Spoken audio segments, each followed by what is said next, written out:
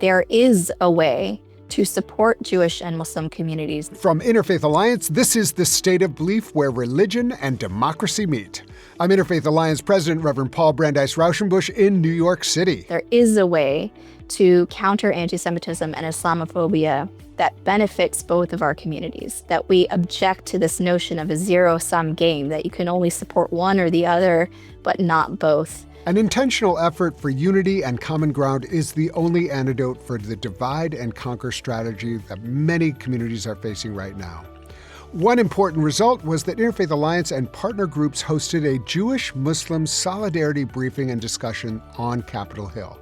It brought together Jewish and Muslim leaders and lawmakers to make this idea of unshakable unity very, very clear. This week, I want you to hear some of the wisdom and empathy that participants brought to that moment. Joining me will be Interfaith Alliance Senior Advisor Maggie Siddiqi, who emceed the event.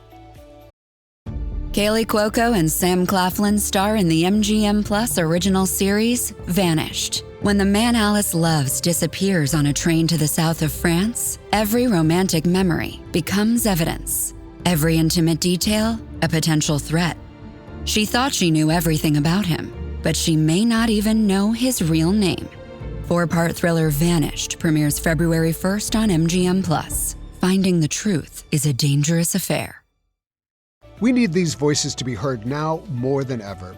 Make sure you subscribe, share, and rate The State of Belief at Apple Podcasts or your favorite podcast platform. Taking a minute to do these things really helps other people discover our show and become listeners too. Our library of past conversations include over 150 hopeful, empowering, and inspiring interviews with guests like Bishop Marion Buddy, Rabbi Sharon Brous, Najiba Saeed, Sharon Salzberg, and many others. You can help us grow The State of Belief with a financial contribution right now. Find out how at stateofbelief.com, and you can support and join the work of Interfaith Alliance at interfaithalliance.org. Before we turn to this week's show, I want to report on my time last week in Minneapolis. It was a profound experience.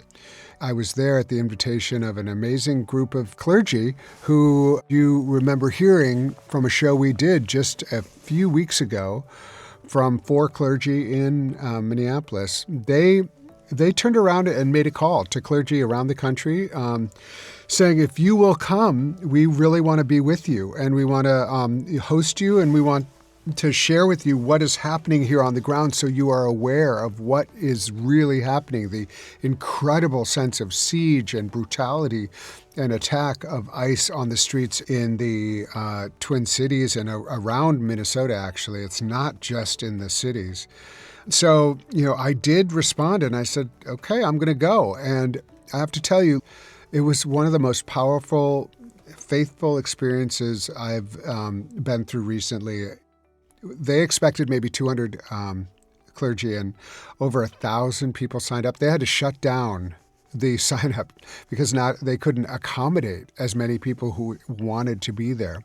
And it was an extraordinary day, 2 days. The first day we just gathered for prayer and reflection and dancing and singing and being with one another and learning about what was happening with the ICE occupation of the Twin Cities. And then, fairly quickly, we went out on ICE watches and learned the ways to be safe and to be vigilant. And we were able to show up in that way and also learn, I had dinner with local pastors. I'm American Baptist. I had dinner at a local American Baptist church, and it was extraordinary. It was so moving. All the people who are showing up for their neighbors and showing up in all kinds of different ways with what they have.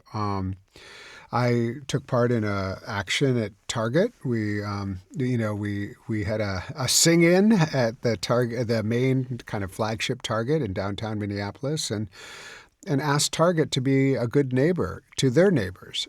Target is a beloved institution, corporation in Minnesota, part of the the community, and yet it's been a staging for ICE. It offered staging ground for ICE and also allowed ICE to come in and take employees. And so, there was, that was really incredibly moving. And then, of course, hopefully you saw the 50,000 people strong who came out in negative 10-degree weather. And I have to tell you, I'm a Wisconsin boy, so I'm very cold doesn't bother me.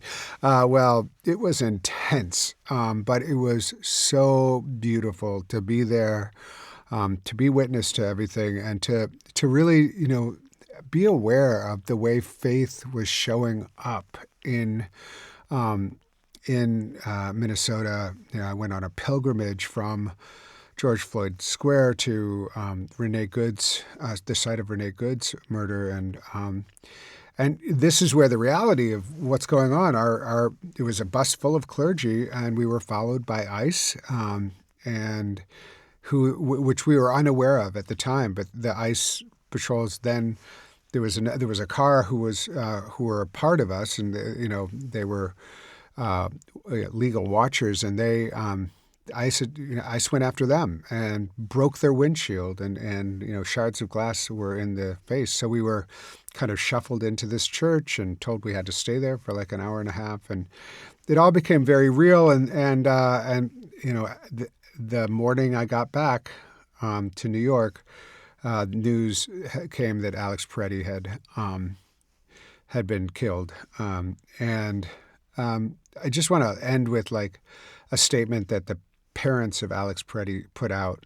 They went out a statement because Alex Peretti was being maligned immediately by the administration, saying he was a domestic terrorist and that he was trying to kill people and all this kind of nonsense. And when actuality, the last thing that Alex Peretti did was reach down and try to help up a fellow human who had fallen on the ice after being moved on by ICE, and he was helping her up, and then they pulled her down. And the parents of Alex asked, just help us tell the story that our son was a good man. And of course, everything we've learned now is that. And so I just offer right now the resolve and the continued admiration and respect for our friends in Minnesota, and all of the courage that they are showing, and all of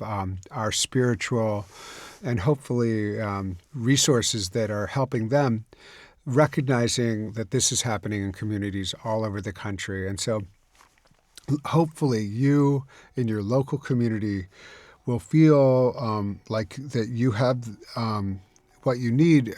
Get connected with local organizers and faith communities.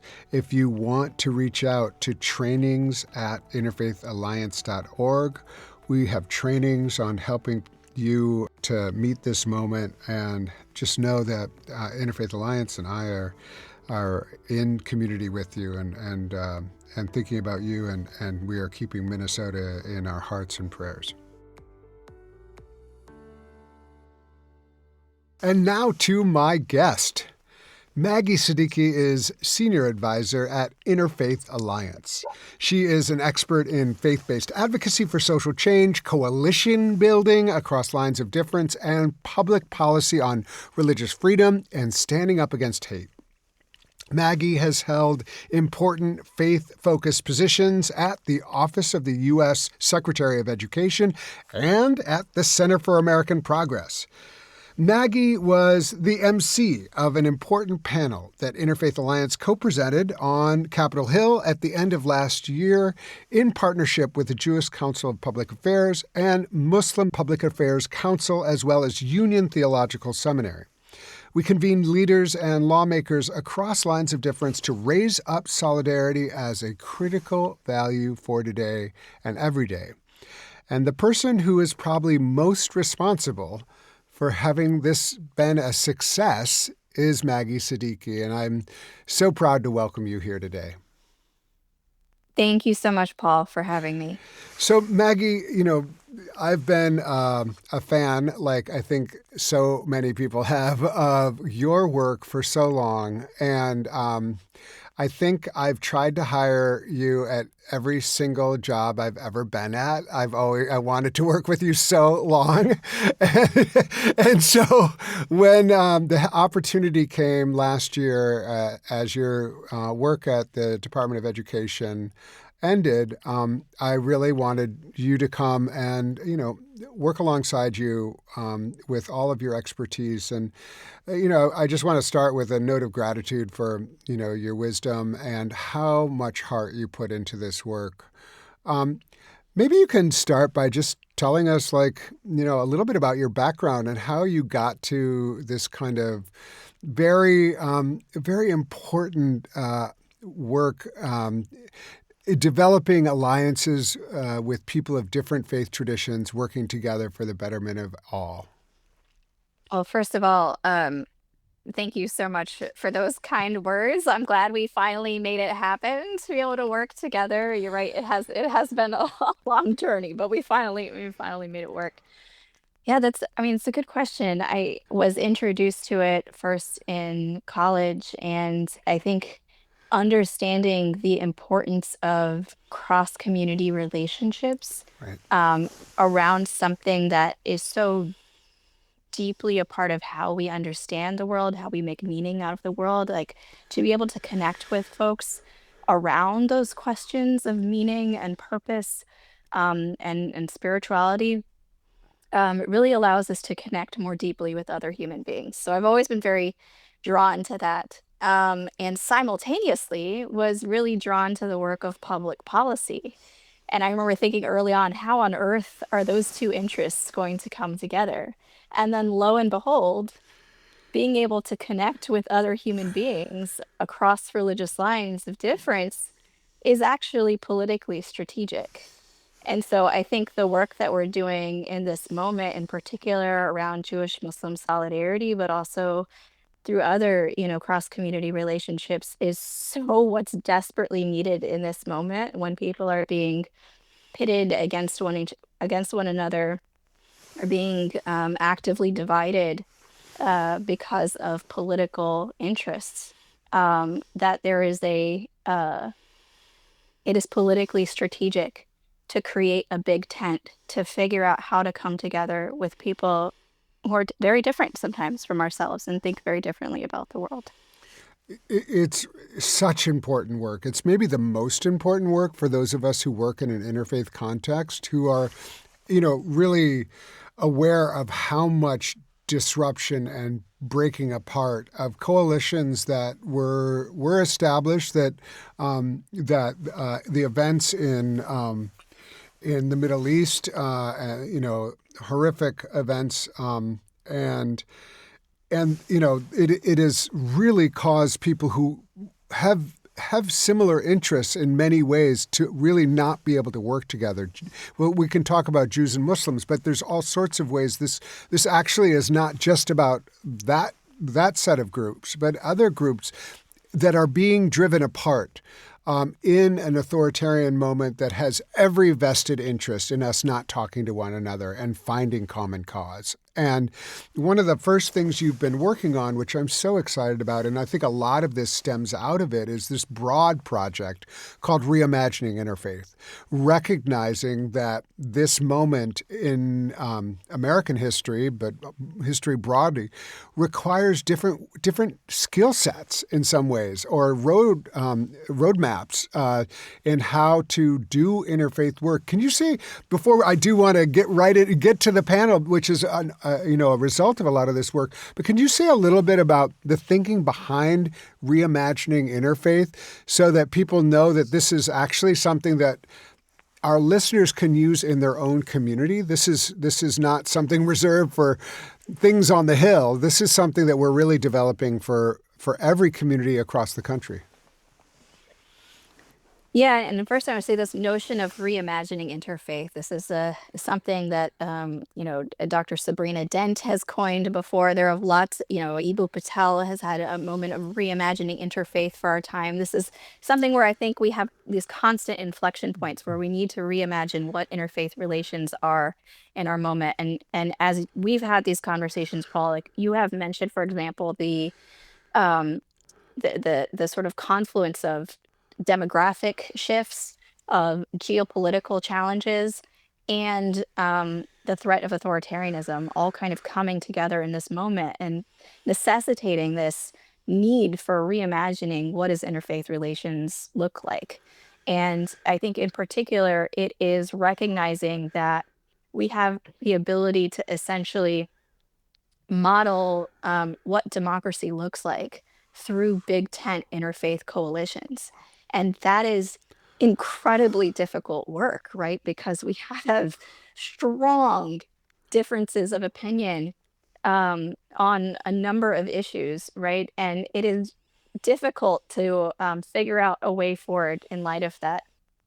I think part of why I got into this work of deeper interfaith relations and why I spent so much time working to learn about anti-Semitism in particular as a Muslim was recognizing that when it came to certain issues like Israel-Palestine, I felt at times like my Jewish conversation partners had a different set of values than I did.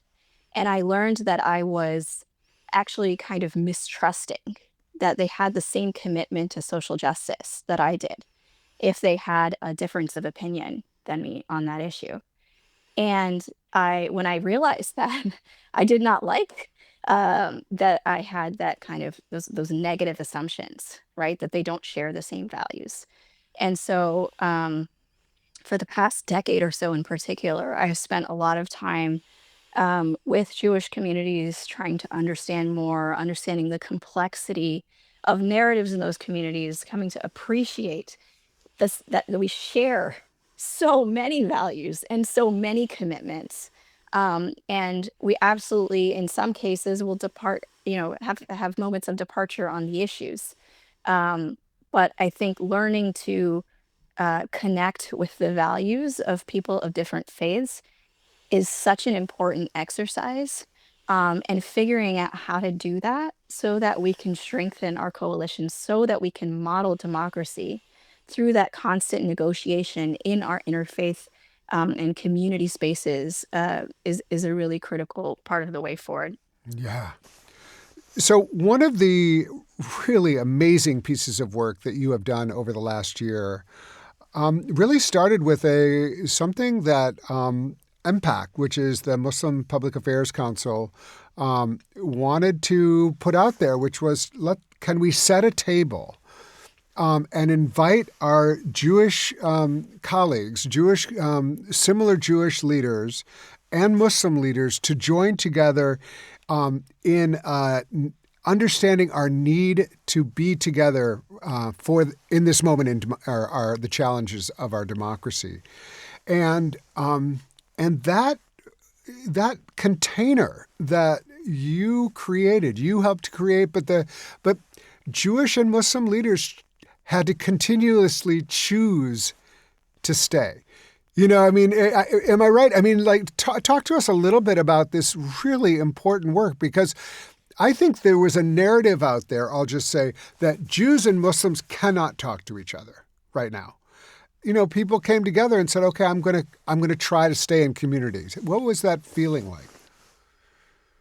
Yeah, well, I appreciate you giving me a credit, but really credit goes to Salam Al-Marayati and Haris Turin at the Muslim Public Affairs Council, and their whole team took the initiative to say we really need to be in conversation as national Muslim leaders and national Jewish leaders.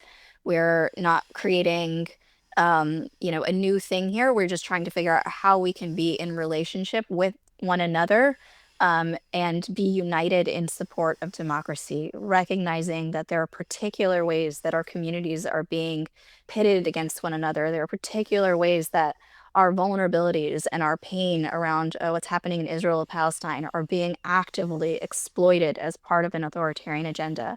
What are ways that we can come together? What does that look like? And I think there's a lot of that conversation that's still underway, but there have been a whole series of convenings that I've had the incredible honor to be a part of and to be able to facilitate with the Muslim Public Affairs Council. And there's a lot of work, I think, that's going to come out of it. The event we had in December was one big example of that. And so that was really exciting.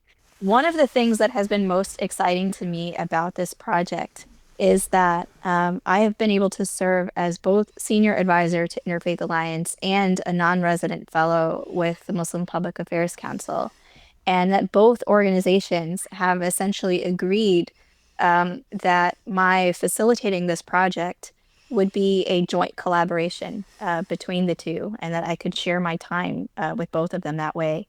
And that has been incredible because I've been able to be all in with MPAC facilitating this Muslim Jewish work. And I've been able to connect this work with our broader interfaith coalitions and share about the learnings with so many people across the country, including our affiliates and networks who are learning about how to replicate some of the principles and the strategies that we're employing here. And I think this moment, when we need every tool and every resource available to us, it's going to take some creativity and some collaboration between smaller sized community nonprofits that are doing this work. And so I just want to offer that up because I think it's a really powerful example of how to do more. With even sharing essentially a staff person on one project. And really, really grateful for your leadership, Paul, in facilitating this, and for Salam and Haris at MPAC for theirs. That's great. But it's we should say, like, this is not easy work. It's not like you say, okay, one and done. Yeah, you're right. We should work together. It's an ongoing sense of like, okay, this is what I'm feeling. This is what I need, and can we talk about trust? Or like, it seems like you have to develop a sense that there is a real care on your side for my community and on my side for your community. What are just, without betraying any of the confidences of those private meetings, what were some of the not the roadblocks, but just recognizing that this took intentionality and work to keep showing up with one another? Yeah, I mean, I think it's incredibly challenging because the goal of these conversations is always really focused on how do we protect American democracy? How do we come together and counter the antisemitism and Islamophobia that's happening here, and counter this narrative that somehow supporting one of our communities is harming the other? Like, can we present an alternative narrative that shows here's how you can support two vulnerable communities simultaneously, and to provide that leadership and that example of how to do that, to point out to our own communities that any mistrust that we have of one another is actually being cultivated by folks who want to see us divided, want to see us torn apart, and that our incredibly strategic political move that we can make in contributing to pro-democracy efforts right now is to actually come together and to do so loudly and boldly, even in the midst of real significant differences that we have over Israel and Gaza, and incredible pain that we have there.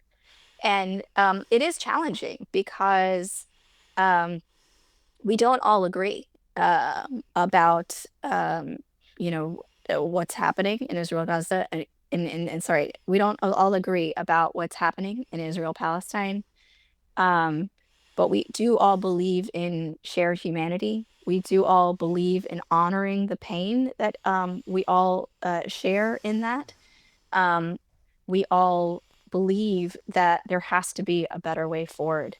And so we are laser focused here in our dedication to supporting American democracy, to standing against authoritarianism, and doing that even in the midst sometimes of real difference.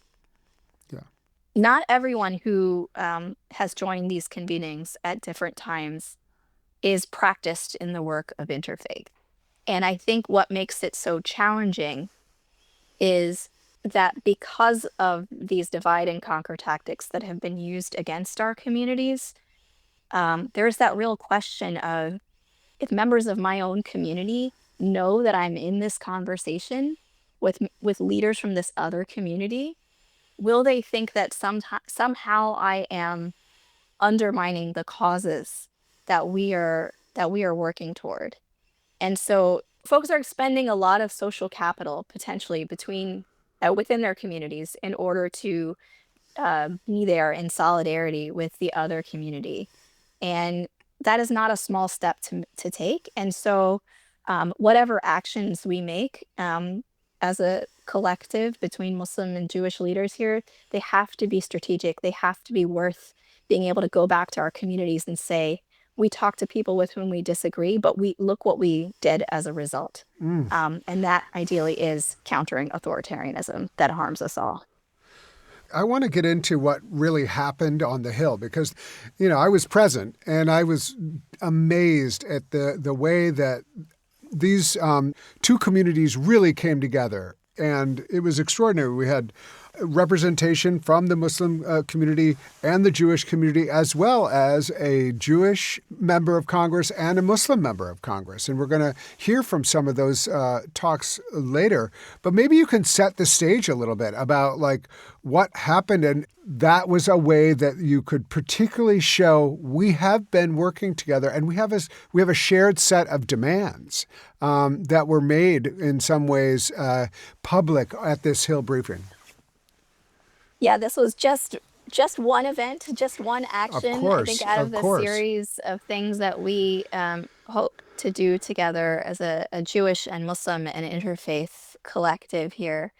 But this was a specific partnership between the Jewish Council of Public Affairs and the Muslim Public Affairs Council in partnership with Interfaith Alliance and the Union Theological Seminary to publicly uplift this alternative narrative on Capitol Hill, that there is a way to support Jewish and Muslim communities. There is a way to counter antisemitism and Islamophobia that benefits both of our communities, that we object to this notion of a zero-sum game, that you can only support one or the other, but not both, and that we reject authoritarianism and to provide language to policymakers to reject these divide and conquer tactics and find a way forward to support us both. Yeah. So that was the idea there. Yeah, it's incredible. And then you had to get a couple members to say, oh, yeah, we see what you're doing. We want to be a part of that. And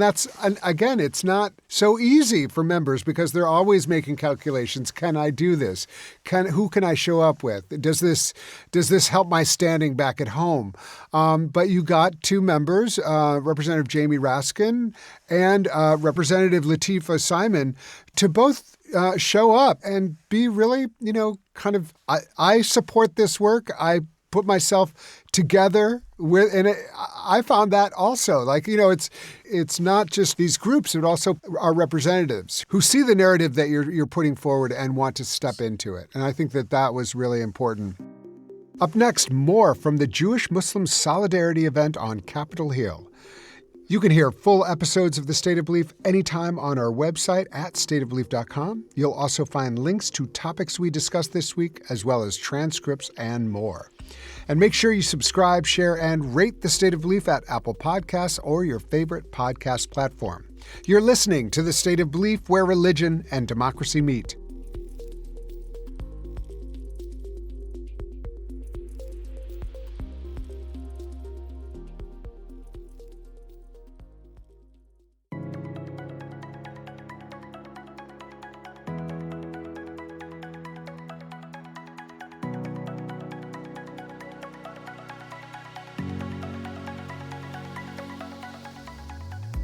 Welcome back to The State of Belief. I'm Interfaith Alliance President, Reverend Paul Brandeis Raushenbush. Here are more highlights from the recent Capitol Hill Jewish-Muslim Solidarity event. With me is my colleague, Maggie Siddiqi. We're going to hear from some of the speakers. And again, I was there. I felt like, as a Christian, I felt like there was something very holy happening in front of me. I just was really so honored to be there. I also want to recognize that the event happened right after the horrible attack in Australia during a Hanukkah celebration. in Sydney. So there was this heightened sense of a moment, and how are we meeting in the face of this? And Salam Al-Marayati of MPAC, the head of MPAC, made an opening statement. Can you give us any background on that? Did he say, I want to say something? Yeah, he did.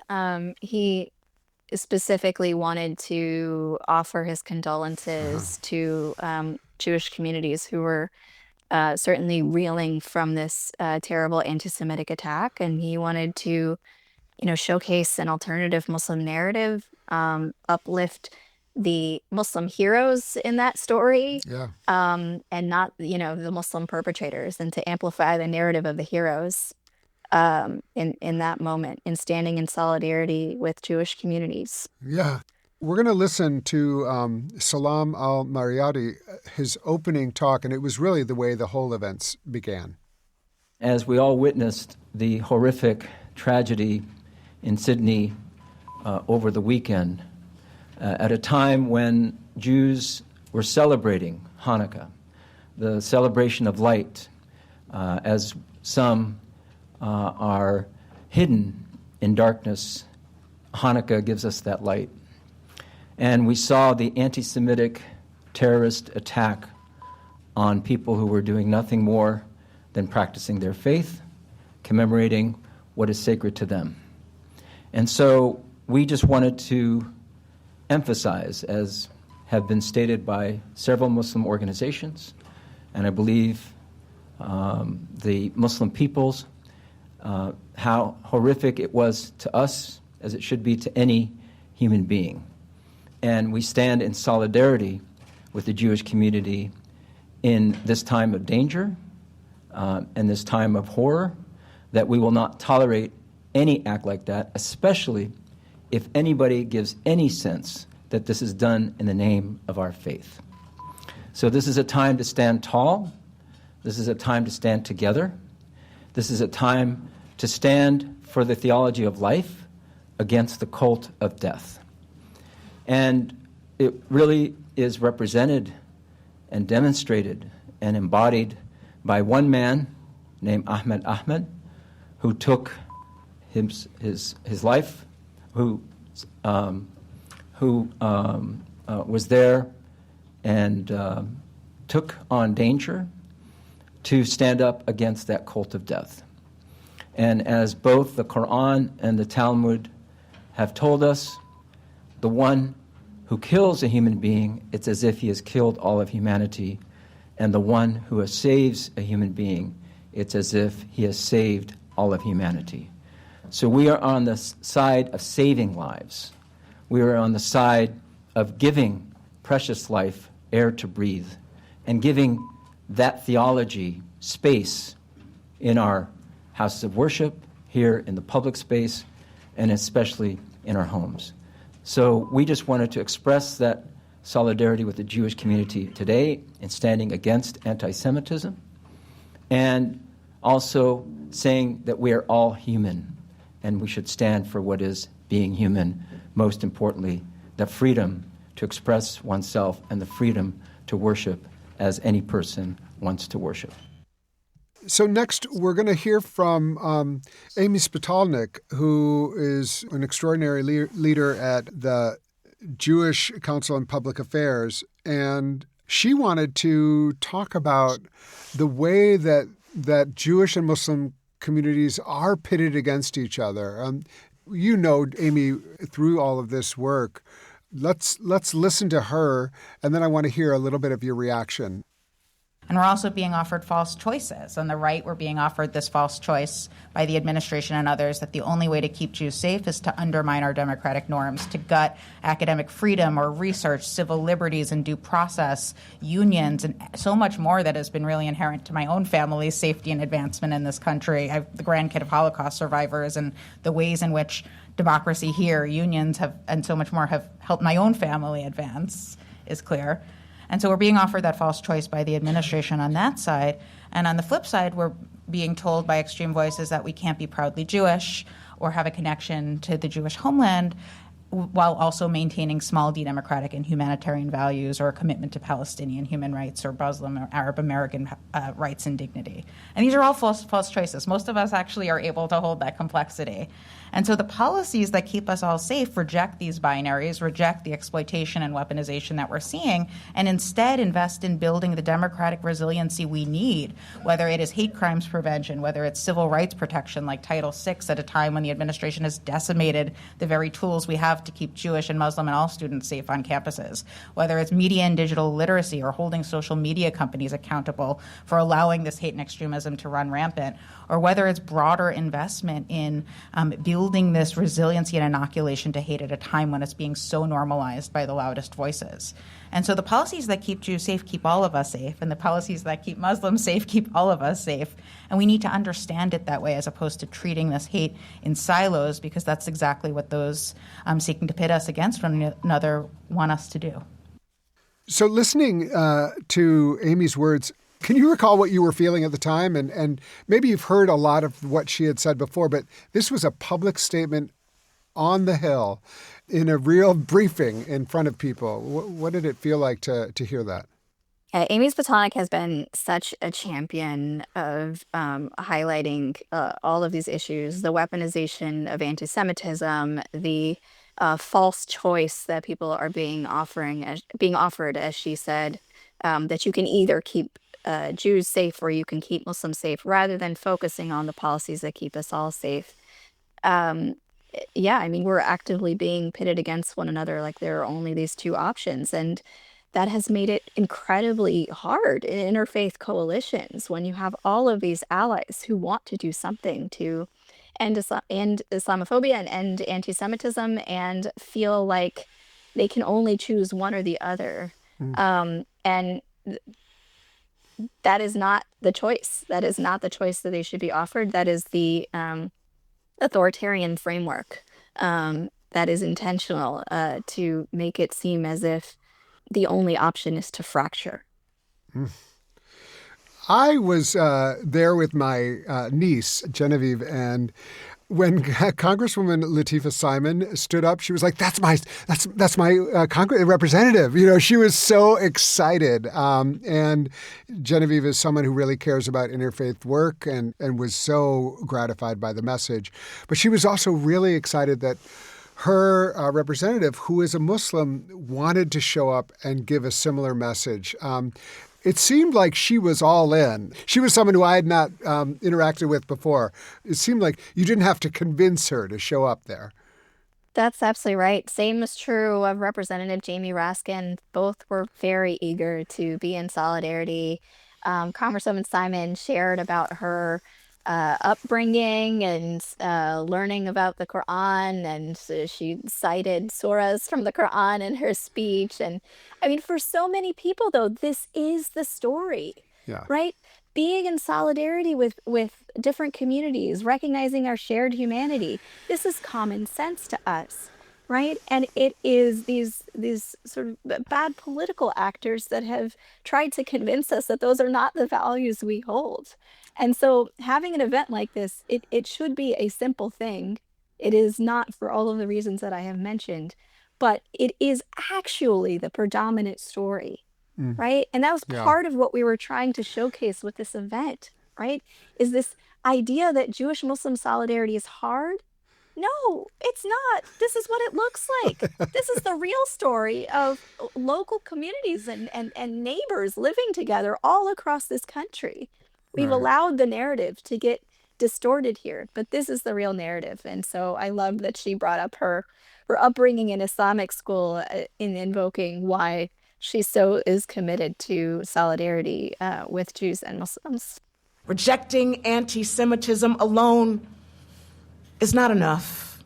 It's just not enough. Rejecting Islamophobia alone is just not enough. We have to consistently practice, which is in our faith, to reject the false story that safety can be built on another's erasure. Reverend Fred Davie of Union Theological Seminary is a good friend who has been on this show. He moderated the panel, and he asked both Amy and Salam about the threat of white Christian nationalism. And this is a very, in addition to kind of authoritarianism, white Christian nationalism is that kind of the handmaiden of authoritarianism and in some ways the tip of the spear. Here's some of what they both shared. There's nothing Christian about white Christian nationalism, just like there's nothing Islamic about Islamic violent extremism or nothing Jewish about Jewish extremism. These are political vehicles used for political power and exploiting fear and concerns of the average American, and in this case, white Americans. And I think the way to bypass it is through these forums and direct engagement. At the core of white Christian nationalism, much like so much extremism, is this idea that there's only so much of the pie to go around. That for this country to be safe, to be the country that they want it to be, this narrowly defined vision of who an American is, white, Christian, hetero, straight, etc., that we can't.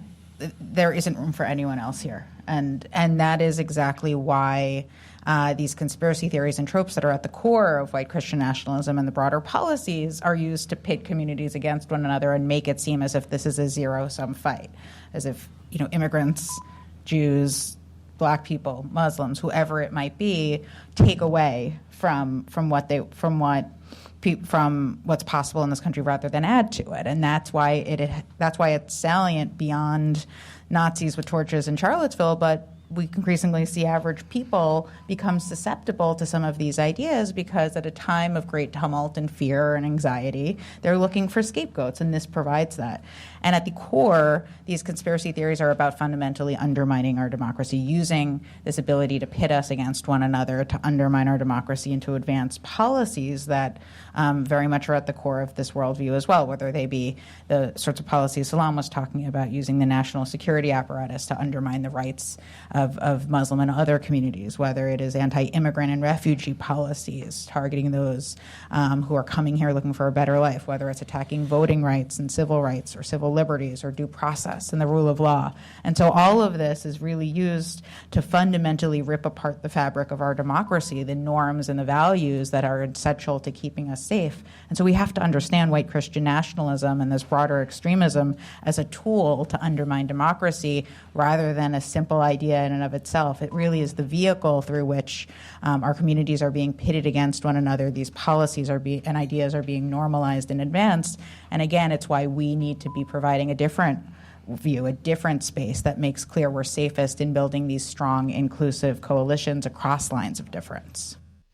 Amy went on to share specifically how anti-Semitism plays a unique role in white Christian nationalism. I thought that was fascinating. Anti-Semitism also uniquely operates as this insidious, pernicious conspiracy theory rooted in tropes and lies around Jewish control and power. And that's what makes it such a salient wedge across the ideological spectrum. It's intended to sow distrust and pit communities against one another. It's intended to help make people think that our institutions are working for some shadowy, powerful cabal rather than for the people that they're supposed to work for. And then Salam went on to share these unique impacts of white Christian nationalism and authoritarianism on Muslim communities, connecting white Christian nationalism and the danger it poses to both Jews as well as Muslims. What is happening to American Muslim students, what's happening to many of us, is the unleashing of the national security apparatus against our community. And that's the difference when we talk about anti-Muslim animus compared to hatred in general that is targeting various groups. Is now not only do you have to deal with the mob, you have to deal with the national security apparatus of the most powerful government in the world, the United States government. And so having discussions about, well, what is real national security? National security was invoked for Japanese American internment. National security is invoked every time we want to go to war, even though they're unjust wars. So So when we're dealing with that, and students now are put under certain surveillance, and organizations are designated as foreign terrorist organizations, even though they have a 501c3 status. And this is not going to be the end of it. It will continue. And then you have, I believe it was Representative Fine, who said that there's no such thing as a moderate Muslim, they should all be destroyed. And he said that in the Congress. Next, we're going to hear from both Amy and Salam about the ways that this present moment really just underscores why we need to come together across difference. I mean, this is something that I think is like the kind of sine qua non of the whole gathering, is that we're in a moment where we can't afford any longer not to show up for one another. And that seems to be a through line. Am I right, Maggie? Absolutely. I'd like to quote my friend Allison Ralph, who says that a coalition of people with whom you agree on every single issue is a coalition of one. Right? And I think that's so true. Like, there are so many differences that we all have. And so we have to be able to say, okay, we may not agree on most things even, but if we can agree on American democracy, let's work for American democracy together. Yeah. Right? What does that look like? Because we need all of us. Yeah. And before we get to I just want to, like, a quick story. Like, I remember talking to MPAC early on in my time at Interfaith Alliance as president. And I went in there and I was like, there's going to be things that we can agree on. And I really want to do that with you. I know you're not going to want to go with us on our work on LGBTQ rights and abortion and things like that. But we can work on other things. And they said, don't assume anything about what we can work on. Like, ask us. And I think that that's like a lesson it was really I love that story because it was such a way for me to think, like, don't go in assuming that you know what is possible in a relationship. Rather, ask good questions. But anyway, the real important point here is that we need one another. And so first we're going to hear from Salam and then Amy. The members in this room, our organizations, as Amy said, this didn't just happen because we wanted to meet today. It happened from a series of meetings for, I think it's been over a year, and we've had differences. And the reason why we need to come together is because of those differences. This idea that you only come together with people you agree, that doesn't even work in the family. Definitely not with my wife, at least. That's what my wife tells me. So the idea that I will only talk to you if you come to on my terms, and concur with what I have to say, that doesn't happen in real life. And somehow that's become the political nomenclature or the political culture that we too often see. So we need to push back against this idea that somehow we have to fall in line with one narrative from the top. We're only going to solve these crises by actually talking to those with whom we don't already agree on everything. And that requires us not just to show up and stay at these coalitions and tables, but also to show up and put our own selves on the line in whatever capacity we are able to do so against those who are exploiting this moment, against those who are seeking to threaten our communities, to weaponize fear, and to otherwise advance this extremist agenda. And so if all of the people we've talked about were able to do it in far more dire and deadly circumstances, certainly we can keep coming to the table and keep fighting for the very policies and to reject the sort of extremism and polarization that is so urgent right now. We heard from Representative Lateefah Simon, but Jamie Raskin, who has been a huge champion of our work and about religious freedom and pluralism and the recognition of the need for diverse voices to come together, he was very busy that day. So he came in quickly and was able to take part, but he really has been a champion for this kind of work and the idea that refusing to give in to any narrative that would reduce the civil liberties of any group. And I think that's something he, as a constitutional law professor, he's very clear on. We're going to hear right now from Representative Jamie Raskin. We need to be building bridges across every conceivable racial, ethnic, religious, political, ideological, national line to stand up for democracy and freedom and the security of all people. That means that everybody needs to draw on the most positive well springs of hope and connection from within their own faith tradition, within their own political parties, within their own political ideologies, within their own countries, to make common cause with others who would reject this siren call of authoritarianism and fanaticism and violence all over the world. So, again, like, not to fanboy too much, but I just felt like this was one of the most exciting and important things we did last year. I think it was, the entire process of holding a container, working so closely with valued partners like JCPA and MPAC, and being able to put this out there. It was really a major, major accomplishment, but it's not the end. As you've been really clear to say, this is one of many things and opportunities that we can put forward. I do want to, if you would, tell the story of what happened right after the event, because it was so charming. I mean, charming and, revolutionary. We had some leftover treats. There were desserts there available. And the thought was, from both sides, JCPA as well as MPAC, that there might be a certain congressman who would maybe like to hear from us. Can you tell that story?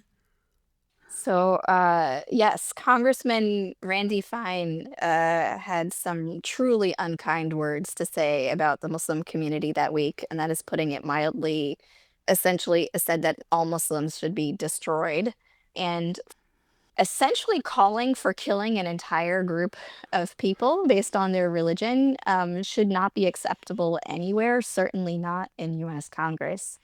But the folks at the Muslim Public Affairs Council wanted to lead in their response with their Islamic values. And they said, Randy Fine has not been very sweet to us, but we can still be sweet to him. And so together with our friends at the Jewish Council on Public Affairs and Union Theological Seminary, we all went from the event with our leftover sweets from the event and to his office and said, the congressman hasn't been very sweet to us, but we wanted to offer these sweets and ask that he, emulate more of kind of what we just had in our event. And it was wonderful to do that as an interfaith group, right, and to say, hey, a different path is possible. And we're not giving up even on you, Congressman Fine, that you can find a better way forward.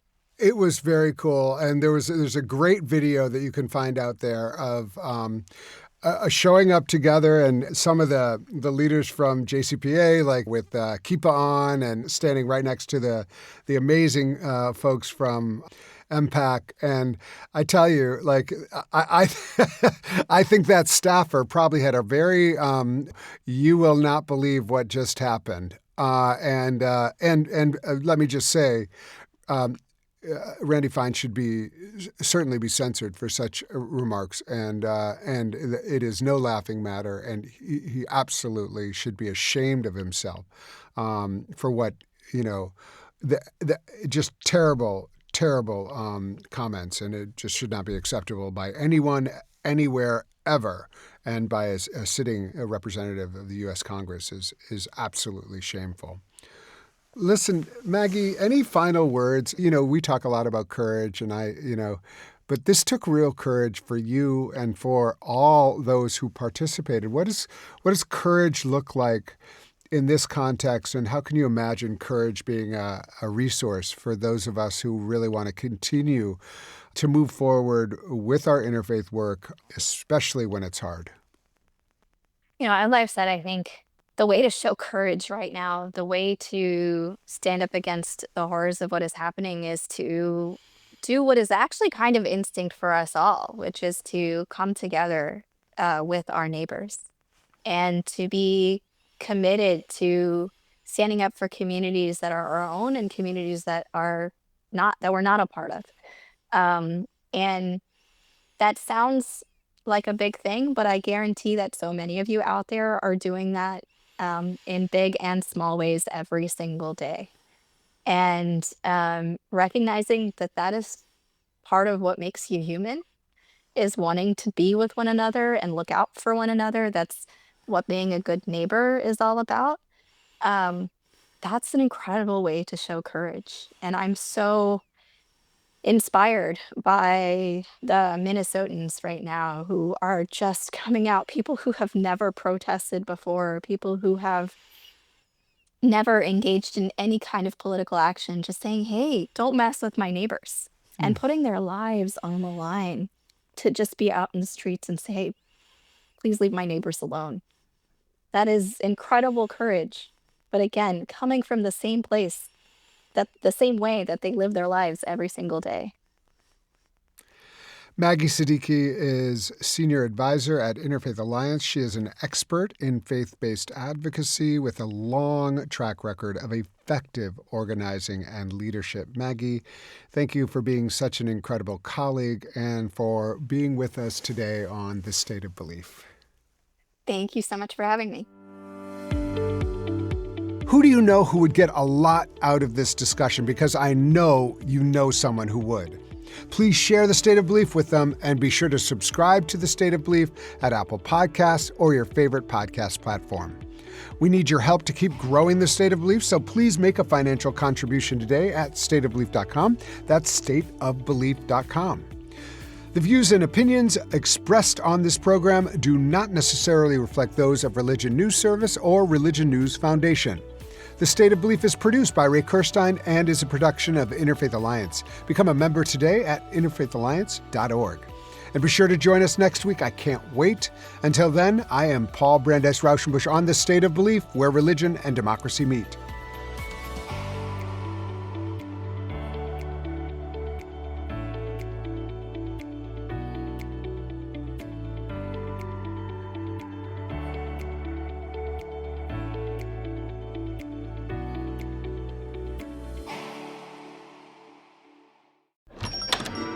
Hey, Sal. Hank, what's going on? We haven't worked a case in years. I just bought my car at Carvana, and it was so easy. Too easy. Think something's up? You tell me. They got thousands of options. Found a great car at a great price. And it got delivered the next day. It sounds like Carvana just makes it easy to buy your car, Hank. Yeah, you're right. Case closed. Buy your car today on Carvana. Delivery fees may apply.